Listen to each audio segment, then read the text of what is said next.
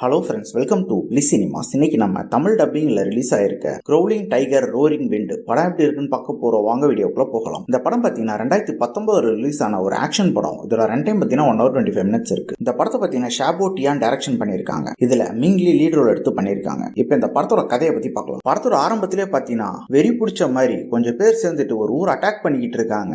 அப்போ எல்லாருமே மக்கள் தெரிச்சு ஓடிக்கிட்டு இருக்கும் போது ஒரு பொண்ணை தூக்கிட்டு ஒருத்தர் ஓடி போய் கதவை சாத்துறாரு. அதுக்குள்ளேயும் பூந்து அவரையும் அடிச்சுட்டு அந்த பொண்ணையும் தூக்கிட்டு வெளியே வராங்க. அப்ப நம்ம ஹீரோ பறந்து வந்து அவர் அடிச்சு அந்த குழந்தைகளையும் காப்பாத்தி எல்லாரையுமே கண்ட்ரோலுக்கு கொண்டு வராரு. அப்படியே அவங்க தலைவர்கிட்ட கூட்டிட்டு போறாங்க. எல்லாரையுமே கூட்டிட்டு போய் பார்த்தா இவங்க எல்லாருக்குமே வந்து பயங்கரமான ஒரு வைரஸ் அஃபெக்ட் ஆயிருக்கு. இவங்க வந்து சுயநிலையில இல்ல, இவங்க ஏடாகூடமா பண்றாங்க அப்படின்றது தெரிய வருது. அதுக்கு உண்டான மருந்து அங்க பக்கத்துல யார்கிட்டயுமே இல்லாததுனால அந்த தலைவர் என்ன சொல்றாருன்னா, காட்டுக்குள்ள கடவுள் நம்பிக்கை பெற்ற ஒரு மருத்துவர் இருக்காரு, அவர்கிட்ட போனா அவர் மருந்து சொல்லுவாரு அப்படின்னு சொல்றாரு. உடனே நம்ம ஹீரோ கிளம்பி அந்த காட்டுக்கு போறாரு. நம்ம ஹீரோ போயிட்டு அந்த மருத்துவரை பேசி கூட்டிட்டு வராங்க. வரும்போது பாத்தீங்கன்னா அவங்க வீட்டுக்கிட்டேயே ஒரு கும்பலே வந்து அந்த மருத்துவரை அட்டாக் பண்ண பாக்குறாங்க. அதுல இருந்து நம்ம ஹீரோ அவங்கள காப்பாத்தி நாட்டுக்கும் கூட்டிட்டு வந்துடுறாங்க. கூட்டிட்டு வந்து அங்க அஃபெக்ட் ஆனவங்களெல்லாம் காட்டும் போது அவங்கள பட்டுப்புழு அஃபெக்ட் பண்ணிருக்கு.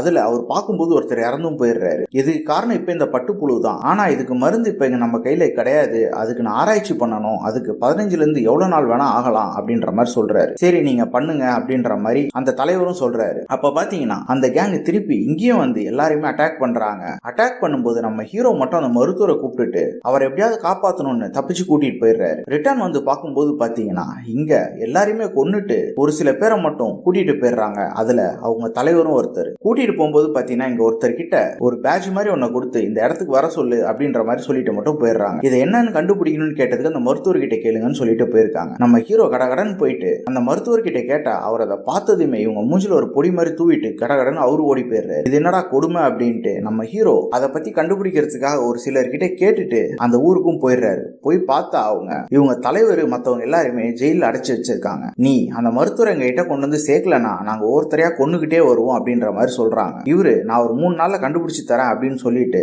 மருத்துவர் எங்கடா போயிருக்காரு அப்படின்னு தேடி போறாரு. அப்பதான் அவருக்கு ஞாபகம் வருது, மருத்துவர் கையில ஒரு மருந்து இருந்தது, அது சாகாமலை அப்படின்ற இடத்துல மட்டும்தான் கிடைக்கும் அப்படின்ற மாதிரி சொல்லியிருந்தாரு. அந்த மருந்து அவரு போற அவசரத்துல அங்கேயே போட்டுட்டும் போயிருக்காரு. உடனே அவர் அங்கதான் போயிருப்பாரு அப்படின்னு நினைச்சு நம்ம ஹீரோ அங்க போறாரு. பார்த்தா அங்கதான் இருக்காரு. நம்ம ஹீரோவை பார்த்ததும் திருப்பி அந்த பொடியை தூக்கிட்டு ஓட பாக்குறாரு. நம்ம ஹீரோ சரா பிடிச்சிடுறாரு. அதுக்கப்புறம் இந்த படத்துல என்னென்ன சுவாரஸ்யமான சம்பவங்கள் நடக்குதுதான் இந்த படத்தோட முழு கதையே. இப்ப இந்த படத்தை யாரெல்லாம் பார்க்கலாம், யாரெல்லாம் பார்க்க முடியாது அப்படின்றத பத்தி பார்க்கலாம். இந்த படத்தை யாரெல்லாம் பார்க்கலாம்னு கேட்டீங்கன்னா கண்டிப்பா இந்த மாதிரி சைனீஸ் படம் பிடிக்கிறவங்க ஒரு வாட்டி கண்டிப்பா பார்க்க முடியும். அதுக்கேத்த ஒரு சிம்பிளான ஸ்டோரி பிளாட், அதே மாதிரி பெர்ஃபார்மன்ஸ்லயும் ஒரு ஓகேவான பெர்ஃபார்மன்ஸ், அங்கங்க ஒரு சில ஆக்ஷன் சீக்வன்ஸ்லாம் வச்சு ஓகேவா பண்ணி கொடுத்திருக்காங்க. டெக்னிக்கல் ஆஸ்பெக்ட்ஸ்லயும் பாத்தீங்கன்னா இந்த படம் பயங்கரமான பிசுறு தட்டல அங்கங்க ரொம்ப நீட்டாவே ஒர்க் அவுட் பண்ணிருக்காங்க. சினிமோட்டோகிராஃபியா இருக்கட்டும், சவுண்ட் எஃபெக்டா இருக்கட்டும், எல்லாமே நல்லாவே பண்ணி கொடுத்திருக்காங்க. ஸ்டோரி பிளாட் ரொம்பவே ஒரு விஷயமான ஸ்டோரி பிளாட்ன்றதுனால அதை மட்டும் இன்னும் கொஞ்சம் மேனேஜ் பண்ணி இன்னும் கொஞ்சம் த்ரில்லிங்கா கூட எடுத்திருக்கலாம். ஆனா இவங்க கொஞ்சம் பிளாட்டா தான் எடுத்து வச்சிருக்காங்க. மத்தபடி இவங்க அந்த மருந்து கண்டுபிடிக்கிறேன் அப்படின்னு சொல்ற விஷயம் எல்லாம் கேட்கறதுக்கு நமக்கு நல்லாவே இருக்கு.